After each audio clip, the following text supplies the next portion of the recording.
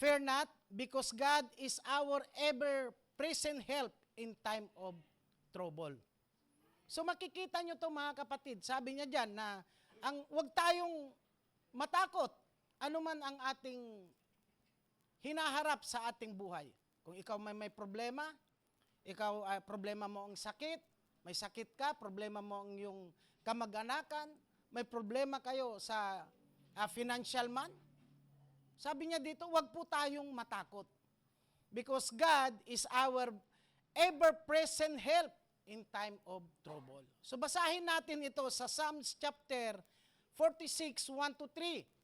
Sabi niya dyan, ang Diyos ang ating kanlungan at kalakasan. Siya'y laging nakahandang sumaklulos sa oras ng kagipitan.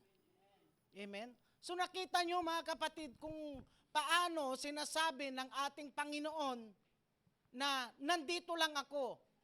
Ako ang inyong kanlungan. Ako ang inyong kalakasan. Kapag kayo ay may mga problema sa buhay, anuman ang inyong hinaharap sa inyong buhay, sabi ng ating Panginoon, nandito lang ako anak. Huwag kayong matakot. Next verse. Kaya huwag tayong matakot kahit lumindol man at gumuho ang mga bundok at bumagsak sa karagatan. Mga kapatid, nakita natin dyan, mga kapatid, na dapat din tayong lahat ay ma-encourage. Bakit? Marami po tayong naririnig na mga negative sa labas. Sabi nila, darating na raw ang big one. Narinig na po nyo sinasabi na malapit na ang the big one. Pero ano ang sabi ng ating Panginoon? Kaya huwag kayong matakot o huwag tayong matatakot kahit lumindol man. At gumuho ang bundok at bumagsak sa karagatan. Bakit? Andyan po ang ating Panginoon. He is our refuge. He is our strength, mga kapatid. Kaya napakabuti ng ating Panginoon. Napakapalad po natin ngayong umaga, mga kapatid. Dahil mismo ang ating Panginoon ang siyang nagsasabi, fear not, huwag tayong matakot anumang mangyari. At alam natin, ang salitang fear not, mga kapatid, na naipangaral ng ng pastor, marami po ang nangangaral na yan na sinabi o binanggit yan sa Bible ng 365 days. So ibig sabihin, mga kapatid, araw-araw sinasabihan tayo ng ating Panginoon na huwag tayong matakot. Amen? Ano mang kinakaharap nyo? May sakit ka man? Huwag kang matakot, andyan ang ating Panginoon. Namumroblema ka sa anak mo? Huwag kang matakot. Pero mga kapatid, ang nais lang ng ating Panginoon, kapag sinabit natin na kapag tayo ay nagtitiwala sa Diyos, taos-puso po tayong nagtitiwala. Hindi yung nagtitiwala lang tayo na sinasabi, binubukan ng ating bibig na tayo nagtitiwala sa Diyos, pero sa totoo lang po, parang panakipbutas or parang pangalawang option lang po natin ang ating Panginoon. Huwag sanang ganun, mga kapatid.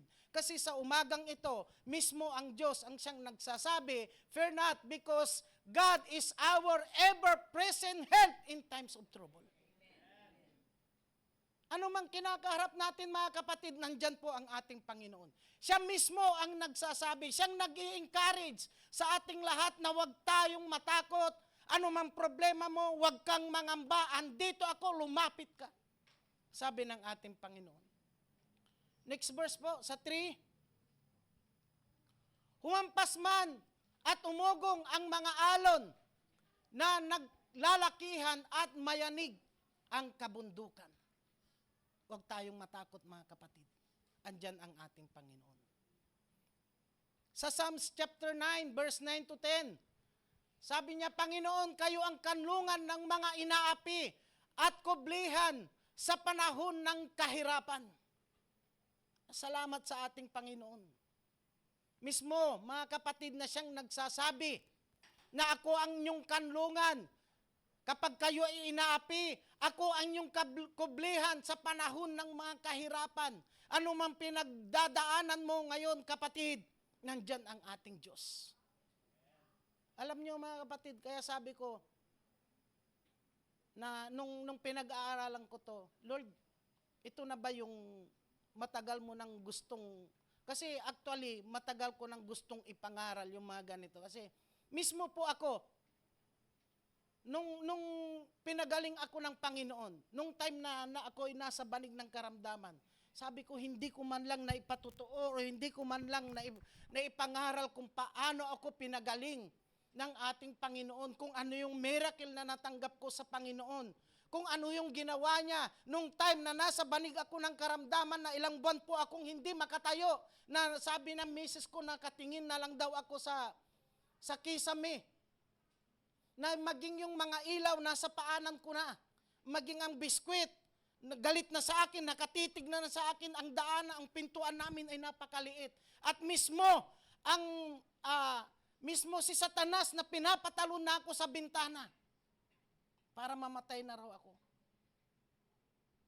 Ang Panginoon po ang siyang aking kalakasan. Siyang nagsabi sa akin na hindi ako naglilingkod sa Diyos para iwanan niya. Nung time na walang-wala kami, nung time na ilang buwan akong nasa banig ng karamdaman, mga kapatid, grabe ang miracle ng ginawa ng ating Panginoon. Habang nagwo-worship po ang aking mga anak ng misis ko, hindi pa ako nakakatayo ng maayos yun. Mga kapatid, for the first time in my life, habang nagwo-worship sila, tumayo ako, nag-speaking of tongue na hindi po ako umawit. Bigla akong tumayo, nag-speaking of tongues ako. Kaya sabi ko, salamat Panginoon. Nung time pumunta po ang taga-Burol, mga kapatid, para ipanalangin ako, ang dami nila nun, may higit 10. Sabi nila, pinuntahan nila ako doon para ako ipag-pray, para bigyan ako ng Panginoon ng kalakasan, ng kagalingan. Subalit ang ating Panginoon ay makapangyarihan. Yung mga pumunta doon habang nagwo-worship sila para ipag-pray ako, ang sabi ng ating Panginoon sa akin, tumayo ka, ipag-pray mo ang mga taong pumunta sa'yo. Para, alam niyo mga kapatid, tumayo ako, isa-isa ko po silang inilihans. Sabi ni Sister Lot, grabe ang kapangyarihan ng ating Panginoon. Pumunta kami dito para ipag-pray ka namin, pero ang ginawa niya, kami ang pinag-pray mo. Isa lang ibig sabihin ng ating Panginoon, pinagaling ko na siya, kaya siya na ang magpipray sa inyo. Purihin po natin ang ating Panginoon. Kaya mga kapatid, mayroon po akong 3 puntos. So nakita nyo mga kapatid, siguro ito'y napaka-basic para sa atin. Kasi ang dami na po na nangangaral. O ilang beses na po itong napangaral. Bagamat sa umagang ito, nais ko pa rin i-share sa ating lahat.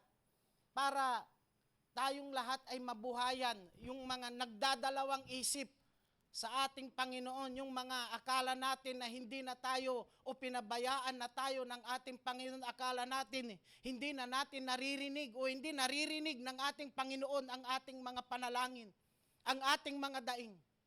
Mga kapatid, nagkakamali tayo. Number 1 puntos ko, sabi niya, do not fear, sabi niya, because God is with us. Yes, kasama natin lagi ang ating Panginoon. Tayong mga mananampalataya, laging andyan lang po ang ating Panginoon. Minsan siguro sa ating buhay, hindi natin siya nararamdaman. Pero mga kapatid, andyan lang siya. Maaring hindi natin siya nararamdaman dahil nagdadalawang isip tayo. Nagdadoubt tayo. Alam nyo na po, ang pagdadoubt para kang isang alon sa dalampasigan na hindi mo alam kung saan ka pupunta. Mga kapatid, kaya iwasan natin mag-doubt sa ating Panginoon sapagkat ang ating Diyos ay lagi nating kasama. Kaya sabi niya, do not fear because God is with us. Kasama natin siya. Anong sabi niya sa Psalms 46:2? Sabi niya, huwag kayong matakot. Kahit lumindol man, gumuho ang bundok at bumagsak ang karagatan, kasama niyo ako, sabi ng ating Panginoon. Huwag kayong matakot at huwag kayong mangamba. sapagkat ako ay lagi niyong kasama. Sa tingin natin mga kapatid, hindi natin nararamdaman ang ating Panginoon. Kailanman hindi po siya nagpabaya sa atin. Kailanman hindi tayo iniwanan. Alam niyo mga kapatid, kapag ganito, lagi kong tawag nito, pinapatotoo o kay sinishare yung, hindi ko makalimutan talaga yung mensahe ng footprints in the sun. Talagang kapag once na naririnig ko yun, napapaluha ako kahit na nakahiga ako.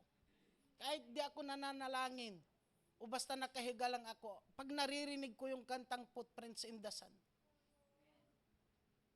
grabe po ang mensahe nun. Yun yung time na akala nung isang tao na yun ay nasa kanya na ang lahat ng problema. Sabi niya, di ba't sinabi mo na kapag kailangan kita, ay sasamahan mo ako? Bakit nung nasa dalampasigan ako, bakit iisa na lang ang nakita kong footprints? Asaan ka? Hinahanap niyang Panginoon. Sumagot ang ating Panginoon. Sabi niya, hindi mo ba alam nung time na nakita mo na nag-iisang footprints na nakita mo doon sa buhanginan? Yun yung time na karga-karga kita. Hindi tayo pababayaan ng Panginoon. Mga kapatid, sasamahan tayo anuman ang kinakaharap mo. Kaya nawa, maging sa mga nanonood, kailanman hindi tayo pinabayaan ng ating Diyos. Psalms 23 23 verse 4. Kahit duman ako sa pinakamadilim na libis, hindi ako matatakot dahil kayo ay aking kasama at dala niyong pamalo ang sa akin ay nag-iingat. Ang inyong mga tungkod ang gumagabay at nagpapagaan sa aking kalooban. Alam niyo mga kapatid, kahit hindi na natin i-explain yan Diyon pa lang mga kapatid, alam na natin saan ka mang dumaan, saan ka man pumunta. Dumaan ka man sa pinakamadilim na libis. Dumaan ka man sa matinding pagsubok, kapatid. Hindi ka matatakot sapagkat kasama mo ang Diyos. Kasama natin ang Diyos. Ano man problema natin. Alam niyo, sa totoo lang, minsan may mga nakakausap tayo. Maging tayo man. Lagi nating iniisip, Lord, bakit ako pa? Diba? Bakit ako pa? Bakit ganitong nangyayari sa akin? Bakit akong may sakit? Naglilingkod naman ako. Pero nakita nyo yung mga taong nasa labas, ni walang makain, ni walang mahigaan, di ba po? Wala silang bahay. Alimbawa, kung tayo man, alimbawa, tayo nandoon, ano kayang sasabihin mo? Baka sasabihin mo, patayin mo na lang ako, Lord. Di ba po? Kung sa ngayon, mga kapatid, sa ating pinagdadaanan, nasasabi natin yung mga ganyang bagay. Kasi nga, nagda-doubt tayo. Pero, alisin nyo sa isipan nyo yan. Alisin natin sa isipan natin yan. Kasama natin lagi ang ating Panginoon. Sabi niya, ang dala nyong pamalo sa akin ay nag-iingat. Yung pamalo na yan, yan yung baston na siyang nagga-guide sa atin, na siyang nagpapalayo. Di ba? Ang sinabi ni David dyan, ginagamit niya yung mga tungkod na yan, yung pamalo na yan, para itaboy yung mga leon na siyang sasakmal sa atin, para itaboy yung mga problema na siyang nagpapahina sa atin. Yan ang gamit ng ating Panginoon. Mga kapatid, kaya pasalamatan natin ang ating Panginoon. Sa Isaiah 41, verse 10, sabi niya, huwag kang mangamba dahil Ako ang Diyos mo, palalakisin kita at tutulungan, iingatan kita sa pamamagitan ng aking kapangyarihan na siyang magliligtas sa iyo.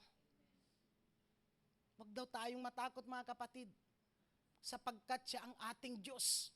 Siyang nagpapalakas, siyang tutulong, siyang mag-iingat sa pamamagitan ng kapangyarihan ng ating Panginoon. Para lang tayong lahat ay maligtas. Para tayo lahat, ang mga problemang iyan ay malagpasan natin. Mismo ang siyang nagsasabi, ako ang inyong Diyos na mag-iingat sa iyo.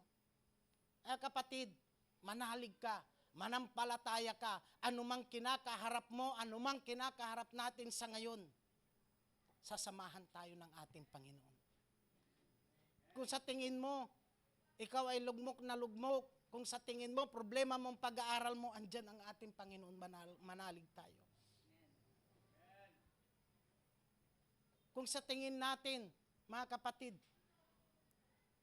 ang mga problema natin ay mas malaki pa sa ating isipan, tandaan po natin, mga kapatid, ang pag-ibig ng Diyos, mas malaki pa sa karagatan. Kung sa tingin mo yung problema mo, kapatid, ay singlaki ng barko, tandaan mo, malawak ang pangunawa ng ating Panginoon. Amen? Magtiwala tayo sa ating Panginoon. Huwag tayong matakot, kasama natin siya. Maging sabi sa Isaiah chapter 43 verse 1 to 2. Sabi niya dito, pero ito ngayon ang sinasabi ng Panginoon, lumikha sa iyo. O Israel, huwag kang matakot dahil ililigtas kita. Tinawag kita sa pangalan mo at ikaw ay akin. Mga kapatid, tayo ay sa Diyos. Ikaw ay anak ng Diyos. Tayong lahat na narito ay anak na ng Diyos. Kaya huwag tayong matakot sa anumang kinakaharap natin, mga kapatid, sapagkat tayo ay anak ng Diyos. Tayo ay sa Diyos, mga kapatid. Ang ating Ama ang siyang pinakamakapangyarihan sa lahat. Walang tatalo sa kanyang kapangyarihan. Ang ating Ama ay hari ng mga hari. Ang siyang lumikha ng langit at ng lupa. Amen. Ano pang ikinakatakot mo, kapatid? Kaya huwag tayong matakot. Next verse. Kapag dumaan ka sa tubig, ako'y kasama mo. Kapag tumawid ka sa mga ilog, hindi ka malulunod. Kapag dumaan ka sa apoy, hindi ka masusunog. At ang liyab nito ay hindi makakapinsala sa iyo. Salamat sa Diyos. Purihin po natin ang ating Panginoon. Napakabuti ng ating Panginoon. Anumang pagdaanan natin, hindi tayo malulupig ng kaaway. Kahit dumaan ka sa ilog, hindi ka malulunod. Kahit dumaan ka sa apoy, hindi ka masusunog. Ibig sabihin kasama natin ang Diyos. Amen? Laging sinasayaw ni Ate Lot yan. Totoo po mga kapatid. Mismo ang ating Panginoon ang siyang nagsasabi, anumang pagdadaanan mo, hindi ka mapapaano sapagkat kasama natin siya. Ano man pinagdadaanan mo ngayon, sa tingin mo may problema, ikaw na yung pinakamalaking may problema. Ikaw may sakit. Problema mo, pag-aaral mo, huwag kang matakot. Sasamahan ka ng Panginoon. Problema mo, trabaho mo, huwag kang matakot. Andyan ang ating Diyos. Problema mo si Judith.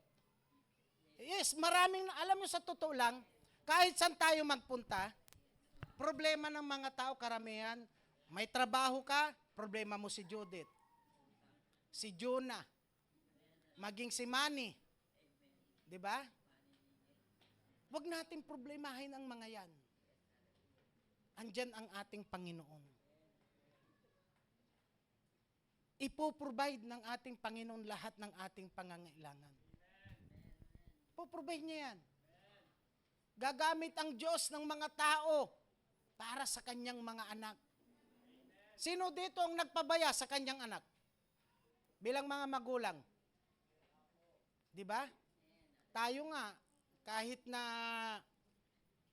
ibibigay natin lahat kahit makapangutang tayo para sa ating mga anak. Di ba? Pero ang ating Panginoon, hindi yan mangungutang. Ibibigay niya yan, mayaman ang ating Diyos. Hindi tayo pababayaan, mga kapatid. Salamat sa Diyos. Number 2, sabi niya dito, do not fear because God will protect us. Poproteksyonan tayo ng ating Panginoon. Tingnan nyo kung paano magproteksyon ng ating Diyos. Anong sabi niya sa Psalms chapter 91 verse 47? Sabi niya dito,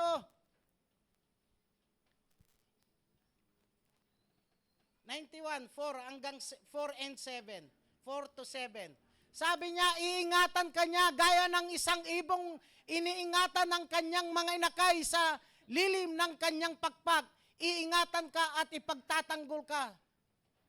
Ipagtatanggol ng kanyang katapatan. So nakita nyo dyan, mga kapatid, yung mga manok, yung mga ibon na yan, na kapag nasa kanila o nasa ilalim ng pakpak, ang kanilang mga inakay, ang kanilang mga anak, walang sino mang makakalapit kahit na ang ahas. Tatalunin ng inahing manok yan. Amen? Kaya mga kapatid, kapag ikaw ay nasa ilalim ng kapangyarihan ng ating Panginoon, kapag pinoteksyonan ka ng ating Panginoon, anong sabi niya? Walang sino mang makakaagaw sa aking mga kamay, sapagkat sila ay akin. Salamat sa Diyos. Ganun ang ating Panginoong mag-ingat sa atin. Pero siyempre mga kapatid, huwag mong hayaan na ikaw ay umalis. Huwag mong hayaan na ikaw ay tumalon doon sa kamay ng Diyos. Kasi sa totoo lang, wala na pong makakaagaw sa atin. Maliban na lang kung ikaw mismo ay aalis. Kung ikaw mismo ay tatalikod. Pero ang pangako ng ating Panginoon, poproteksyonan ka niya. Sasamahan ka niya. Iingatan ka niya. Next verse. Hindi ka dapat matakot sa mga bagay na nakakatakot o sa palaso ng mga kaaway o sakit at mga salot na sumasapit sa gabi, sa gabi man o sa araw. Kayo matakot sa mga sakit, mga kapatid. Sige, kain lang po ng kain. Hallelujah. Kahit tumaas ang sugar. Amen. Hallelujah. Hindi po mga kapatid, joke lang yun. Hindi yun ang ibig sabihin ng ating Panginoon. Tulad ng sinabi ko kanina, poproteksyonan niya tayo. Diba? Kung paano magproteksyon ang isang inahin sa kanyang anak. Una, walang sino mang makalapit. Walang sino mang makapanakit sa kanyang anak, ganun din sa atin. Walang sino mang mapakanakit o magbibigay ng sakit sa atin. Poproteksyonan niya tayo. Maliban lang kung tayo mismo ang umalis sa kamay ng ating Panginoon. Kaya yung sabi ko, kain lang ng kain, hindi po. Ibig kong sabihin doon, mga kapatid, poproteksyonan tayo ng ating Panginoon, pero siguraduhin mo rin na ikaw din ay sumusunod sa Diyos. Disiplinahin din po natin ang ating sarili. Maging yung sabi ng ating na Panginoon o sa kanyang salita na hindi ka mapapaano, tuklawin ka matuklaw ka ng ahas, makagat ka ng alakdan, hindi ka masasalot o hindi ka mapapaano, mga kapatid. Ibig sabihin, pag natuklaw ka, hindi ka mamamatay. Walang lason. Hindi ibig sabihin, mga kapatid, na magpapatuklaw ka. Alam natin lahat yan, na ang pananampalatayang walang gawa ay patay na pananampalataya.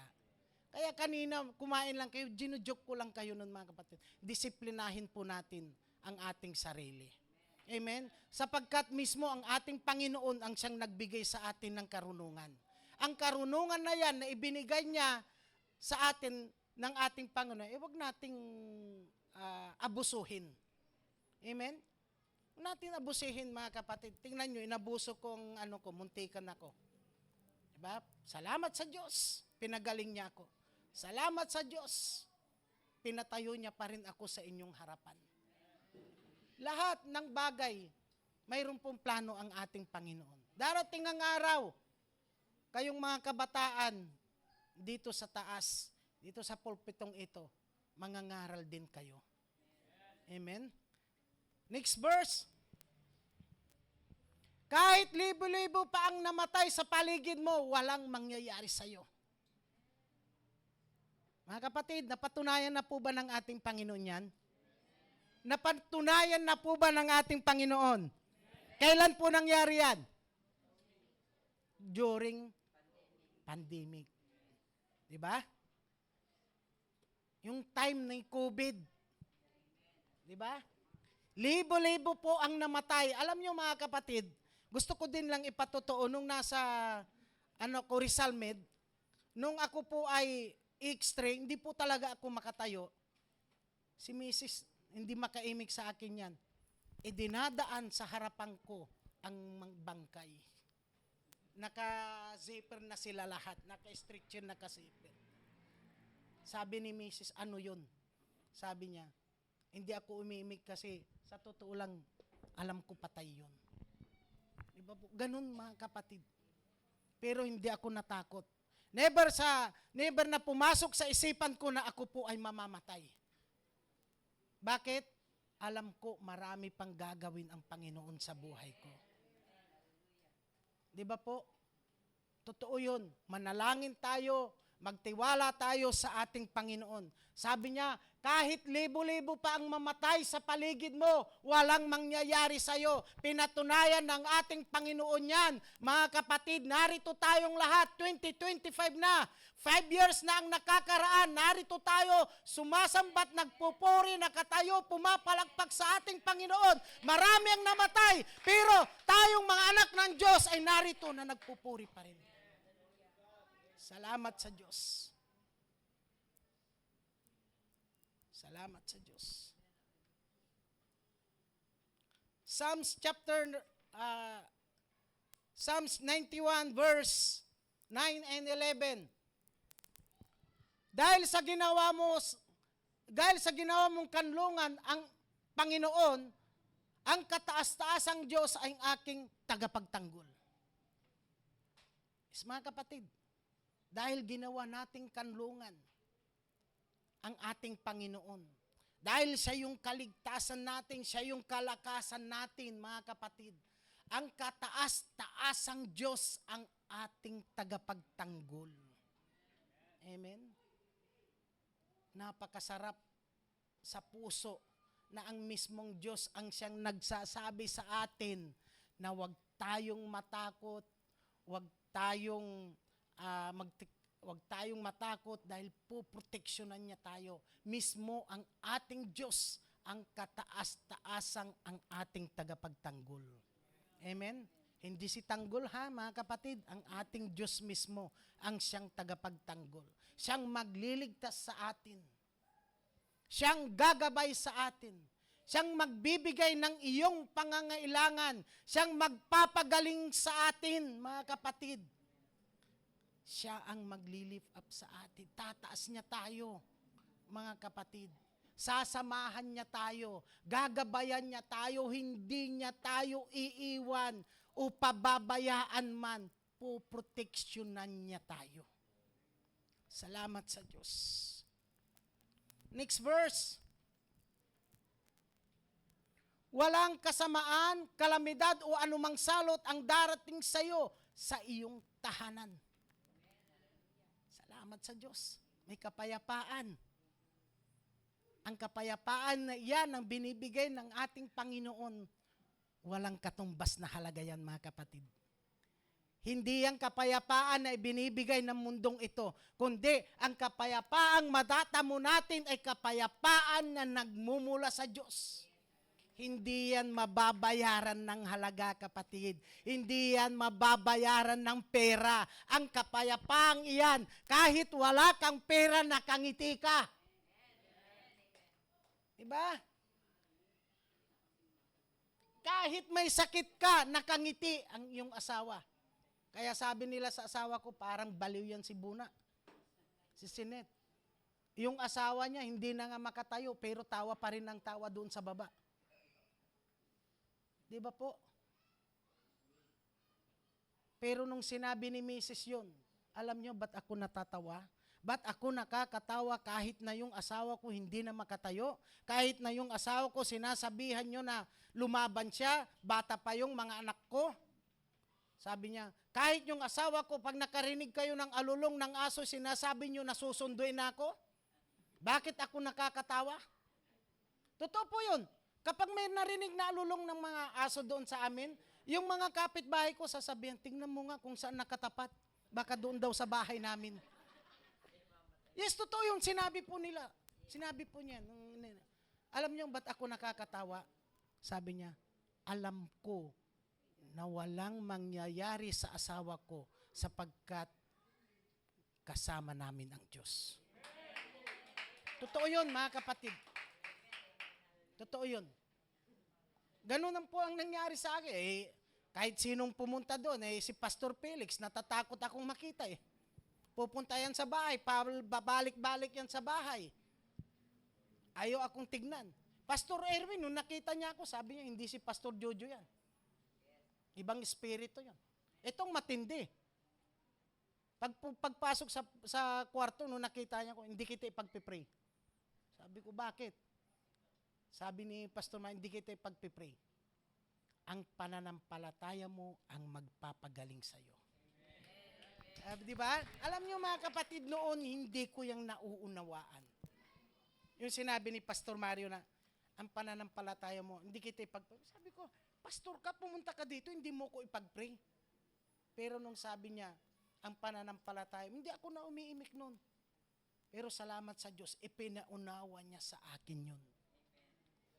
Diba? Lahat po nang pumupunta sa bahay noon. Pumunta si Sister Mian. Sabi niya, anong nangyari sa'yo, Kuya Joe? Sabi, umiiyak. Ba't ka nagkaganyan? Magpagaling ka. Umiiyak yan. Kaya sabi ko si Sister Mian, love na love niya ako. Amen? Hindi, totoo po yun. Umiiyak yan. Ano bang nangyari sa'yo? Sabi niya. Pero salamat sa Diyos mga kapatid.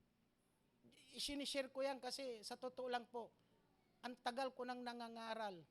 Pero yung feeling ko na hindi ko napatutuo sa iba or napasalamatan man lang ang Diyos sa ginawa niya sa akin. Kaya sabi ko, ito na po yung time.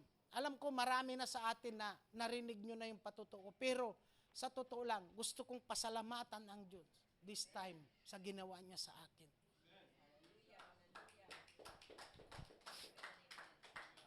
Psalms 91:14-16. Sinabi ng Diyos, ililigtas ko at iingatan ang umiibig at kumikilala sa akin. Sino ang mga umiibig at kumikilala sa Diyos? Mayroon po ba? Hallelujah. Akala ko wala po mga kapatid. Okay, kasi sabi niya dito, sinabi ng Diyos, ililigtas ko at iingatan ang umiibig at kumikilala sa akin. Nung tinanong ko kayo, halos wala ang umiibig sa Diyos. Walang sumagot hindi ko sinabing di nyo iniibig ang Diyos. Di ba po, sino ang umiibig at kumikilala sa ating Panginoon? Amen. Salamat, iingatan tayo at ililigtas tayo ng ating Panginoon. Siya yung kanlungan natin, magtiwala tayo, mga kapatid. Kaya yung mga agam-agam sa ating puso, yung pagdadalawang isip, alisin na natin yan, kapatid.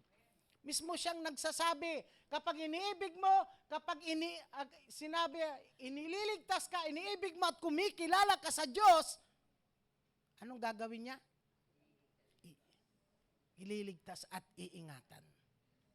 Next verse. Kapag tumawag siya sa akin, sasagutin ko siya. Sa oras ng kaguluhan, sasamahan ko siya, ililigtas ko siya, at pararangalan. Mga kapatid, may access na po tayo sa ating Panginoon. Anak na po niya tayo. Kaya every time na may problema tayo, tumawag lang tayo sa ating Panginoon, hindi niya tayo bibiguin. Ililigtas ka niya, sasagutin ka niya. Amen? Sa mga anak ng Diyos. Kapatid, i-share natin yung mabuting biyaya na natatanggap natin sa ating Panginoon. i-share natin sa iba yung pinakamasarap na mga salita ng Diyos. Alam nyo, sa totoo lang ako po, natutuwa ako. Salamat sa Diyos. Ang tagal ko nang nangangaral dito. Pero tingnan nyo yung promise ng ating Panginoon. Sabi niya, kapag tumawag siya o tumawag tayo, sasagot siya sa atin sa oras ng kaguluhan, sasamahan ko siya, ililigtas ko siya, at paparangalan. Kailanman hindi tayo pababayaan, Panginoon, ng ating Panginoon. Hindi tayo iiwanan ng ating Diyos. Nandyan siya lagi. Magtiwala tayo sa ating Diyos. Naway ang mga ganitong napakainam na salita ng Diyos. Ika nga, sabi ng kung noon, di ba, yung kung susunugin yung taba ng mga baka, ito ay napakainam na alay sa ating Diyos. Mga kapatid, ang salitang ito na pangako ng ating Panginoon, napakainam pakinggan. Tataba ang ating puso. Talagang magtitiwala ka sa Diyos sapagkat siya mismo ang nagsasabi, hindi niya tayo pababayaan kapag tumawag tayo sa Kanya. Naway marinig din ito ng mga taong hindi pa nakakarinig ng mga ganitong promises. Mga kapatid, kung ang ating mga boyfriend ay nangangako sa atin at tayo ay kinikilig, di ba? Totoo po yun, mga kapatid. Sasabihin ng manliligaw sa atin, susungkutin ko ang buwan, ibigay lamang sa'yo, kilig na kilig ka. Mangyayari ba yun? Tatawirin ko ang dagat parang maabot kita. Ikaw kilig na kilig. Di ba po? Ang tanong ko, mga kapatid, totoo ba yun? Mangyayari ba yun?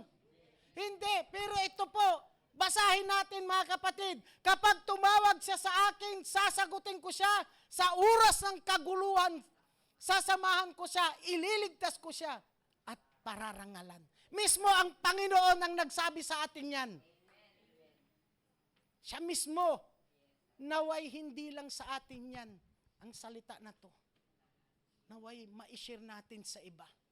Yun ang nais niya. Yung mga ganyang kasarap, mga salitang napakasarap, mainam pakinggan, naway sinishare natin sa iba.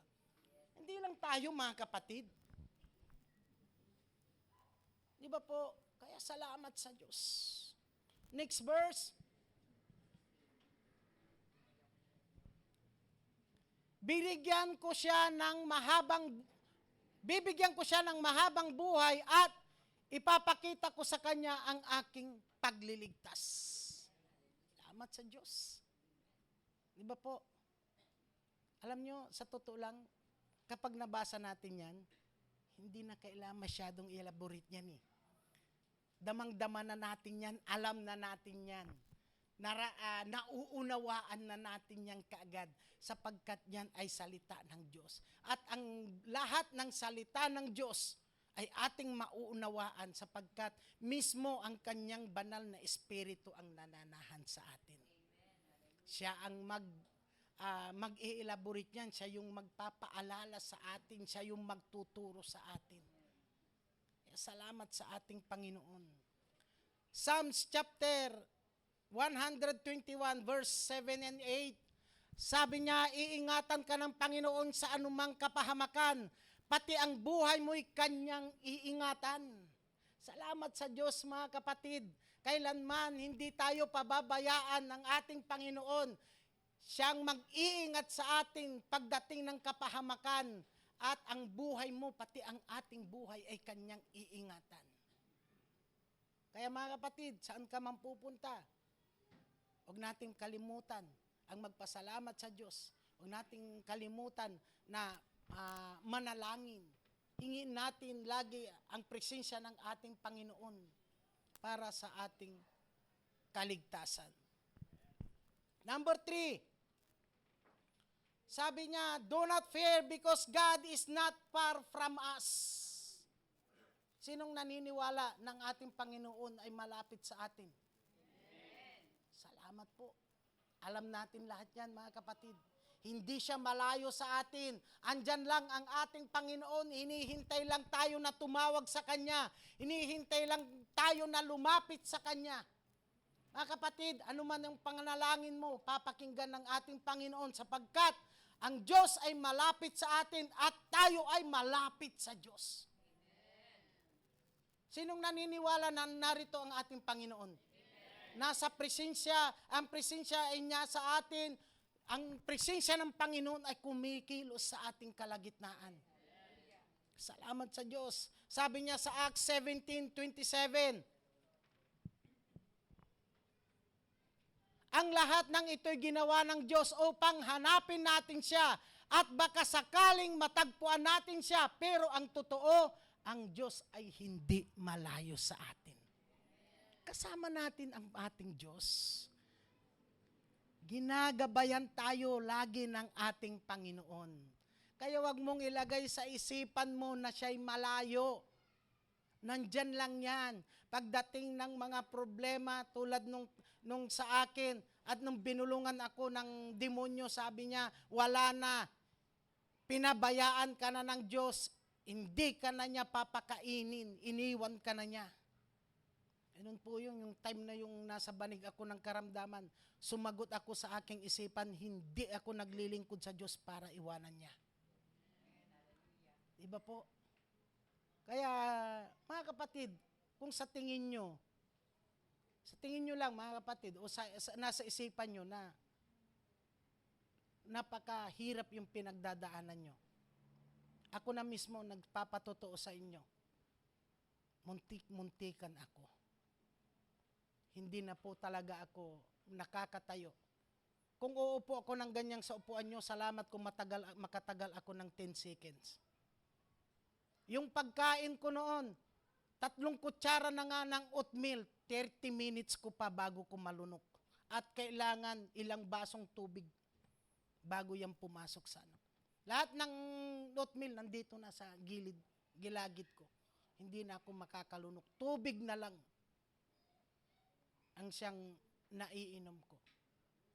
Pero salamat sa Diyos, hindi niya ako pinabayaan. Salamat sa Diyos, pinagaling niya ako. Salamat sa Diyos, nandito ako sa inyong harapan, nakakatayo. Amen. At higit sa lahat, alam niyo mga kapatid, yung mga kasabayan ko, doon sa lugar namin, abo na po silang lahat. 2 yung 3 kami, abo na po sila. Pero ako ngayon, nandito sa inyong harapan, nakatayo. Kaya lagi akong nagpapasalamat sa Diyos. Lagi akong nagpapakumbaba. Lagi kong hinihingi ang conviction ng Holy Spirit. Kapag ako'y nagkakasala, nakakagawa ako ng kasalanan. Mga kapatid, hindi ko sinabing nagkakasala, nang bababae ako, nagnanakaw ako, ano. Ibig sabihin, may mga, bilang tao, mga kapatid, may mga pagkukulang tayo. Minsan, sa pagod mo, hindi ka na makapagpaghiga mo, imbis na manalangin ka na, katulog ka na, gigisingin ako ng Panginoon alas 2, alas 3, hindi pa pala ako nakakapanalangin, magpipray ako. Pero salamat sa Diyos, never niya akong ginising na hindi ako nagpasalamat sa Kanya.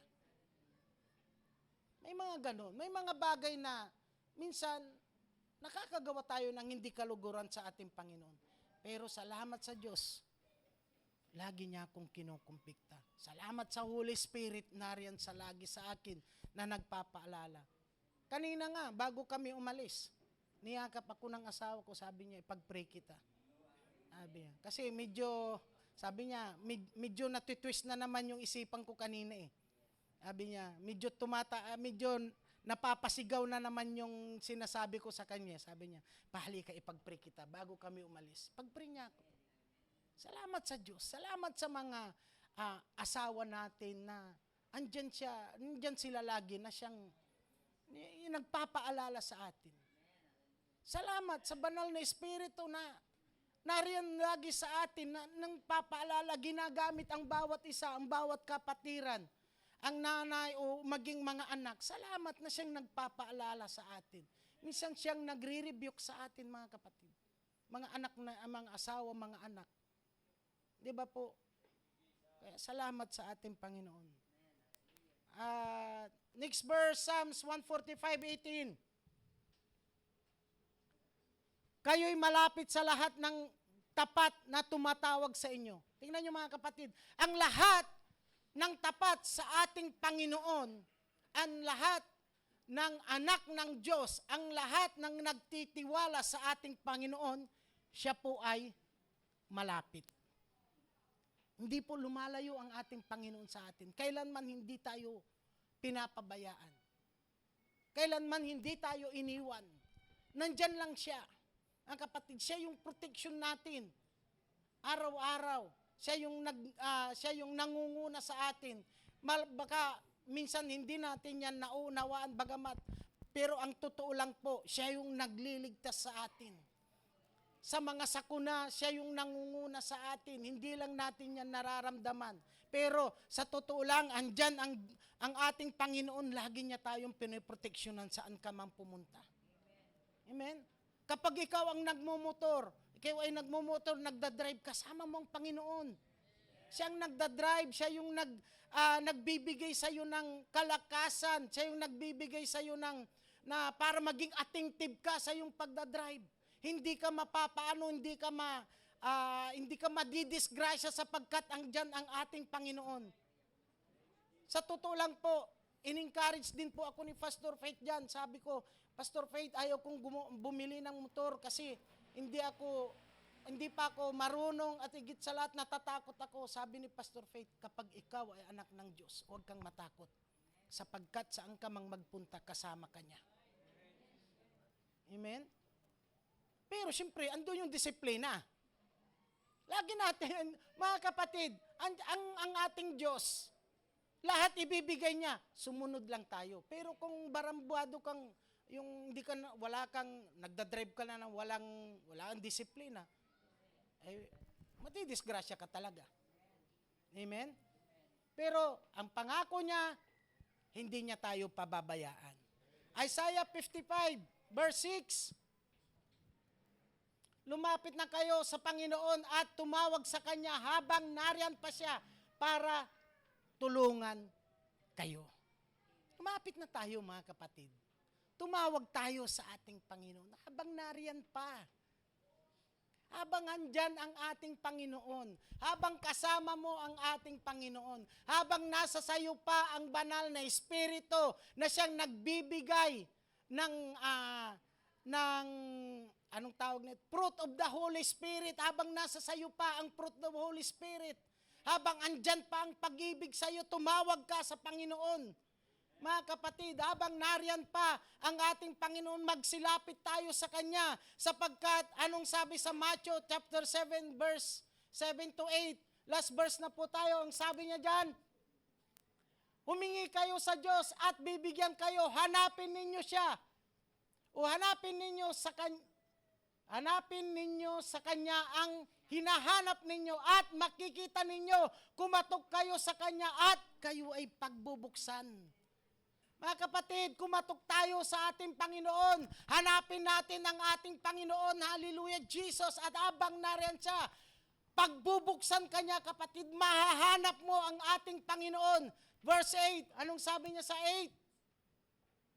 Sapagkat ang lahat ng humingi ay makakatanggap at ang naghahanap ay makakakita at ang kumakatok ay pagbubuksan. Sa umagang ito mga kapatid, tumayo po tayong lahat. Hallelujah! At tayo ay lumapit sa altar. Tayong lahat ay tumawag sa ating Panginoon habang lumalapit ang mga music team. Hallelujah!